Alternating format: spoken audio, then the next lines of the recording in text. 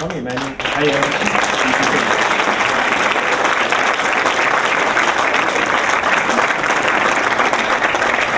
am I talking here?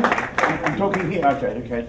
Good afternoon, and I'm very honoured to be here, and great to meet Professor Richard Smith today, and Ian, and of course Jamie Rigg, who was the man, along with Steve Henderson, who brought me here in the first place, and I really appreciate that.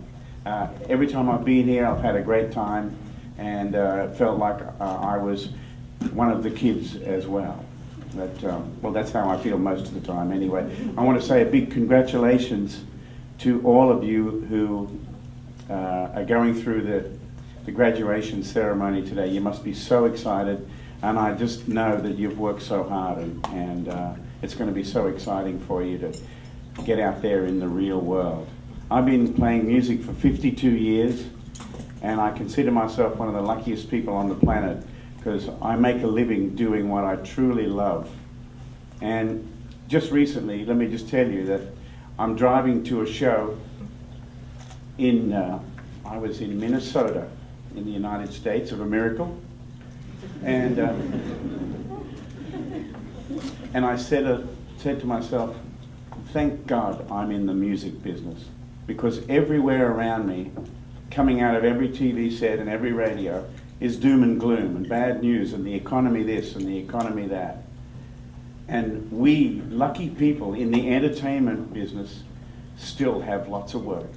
There are people who need to come and see us. They need what we do. They need our music and our joy, and they need to be entertained, and that is so great.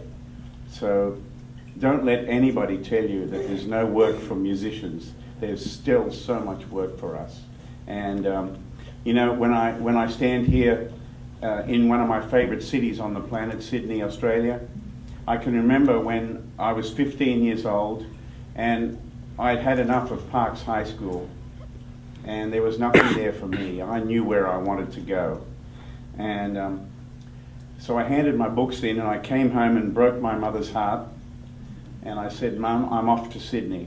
I've got to go and work, and there's nothing for me here.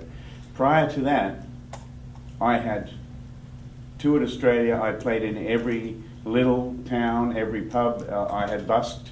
I had played on the back of trucks. I played in circuses. I'd done everything that I knew, and I knew my destiny was to go to the big city and to get an education and get some experience. And you know, I came down here and I applied for a job at a jewelry store as a messenger boy, but so I'd have a day job for a while so I could eat. And then I auditioned for a guy named Lionel Long, who was a singer and an actor, and he was playing in a television show called Homicide. But on the weekends, he was a folk singer, and he was very successful.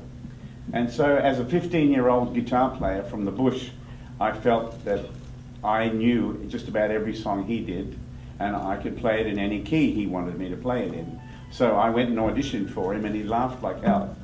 And he said, you've got the job. And I got the job. And so I was playing in the clubs around Sydney as Lionel Long's musical director, and I was 15 years old. But that was a good start for me, and he paid me well. And I saved up money and bought a better guitar and did all that. But you know, all those years ago, my dream was to do what I'm doing today, and that is to take my music to the world and to spread a message of peace and love and hope, and to entertain people and give them a great time, take them away from their everyday life into a better world where they can close their eyes and enjoy the music and be in the moment. It's a great life. It's a great job, you know. And whenever I talk to people who work in banks and stuff like that, they say, what do you do? And I say, I'm in the happiness business. I play music and people get happy. Not a bad job, huh? Like that. But you know, hearing Ian talking about awards and stuff, and this year has been an amazing year for me, and I'm hoping to find out in this next few days whether I've got another Grammy nomination for my album Little by Little. So my prayer is I would like not one but two. So that's I'll just put that out there, okay? So, anyway, but in the last 2 days I've talked with so many people on radio, and I've done TV shows and all that kind of stuff.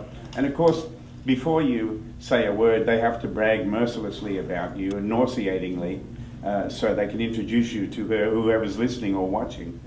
And usually the opening question is, what was it like getting the Global Artist of the Year at the Country Music Association Awards this year in Nashville? And I always say the same thing. It's like, well, awards are really nice and I appreciate them, but they don't feed the family.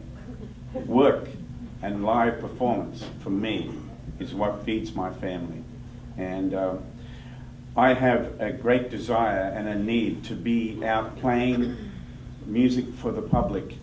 I'm there for the people, I never ever get drawn into competitive ways and things like that.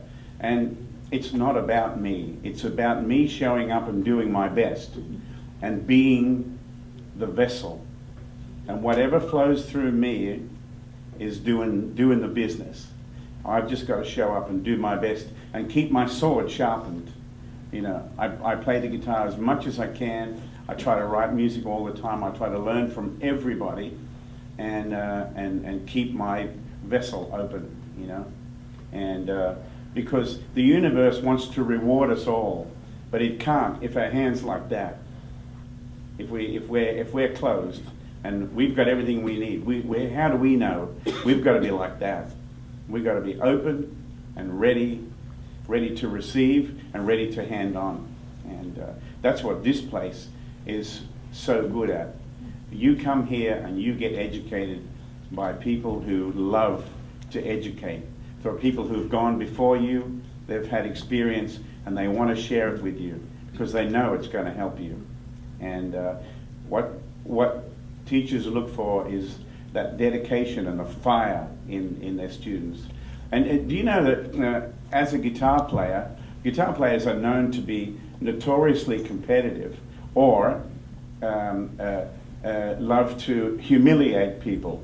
And sometimes I do master classes and workshops and stuff, and you can always tell the people who are very hesitant because they have a preconceived idea that I might think that I can do so much better than they can, and that they'll be intimidated by me. And that's the last thing. I would rather die than do that to somebody.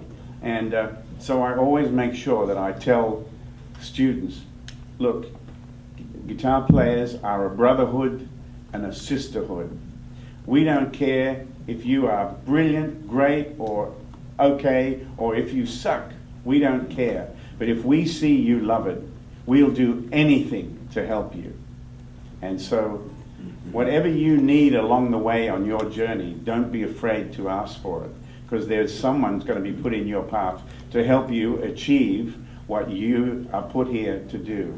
And I can definitely attest to that. So have a great graduation today, and I'm just so happy and honored to be here, and thanks for asking. Okay. Tommy. Yes, sir. Join me at the lectern. Okay. Okay, it would be an honour to present you with an AIM Fellowship.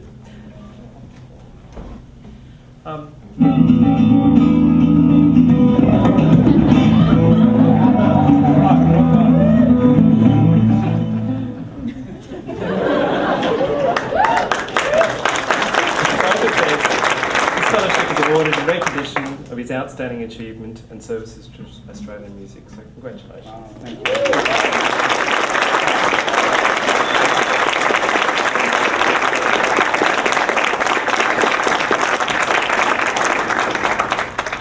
Thank you so much, Ian. Is that all I have to You say? can do whatever you want. Oh, I'm just so honoured to be here, and it was so great to hear a Stevie Wonder song today. Yes, isn't that wonderful? And I was just dreaming that Stevie might walk through the door and surprise us all because he's in town. But anyway, thank you so much for this, and it's only the beginning.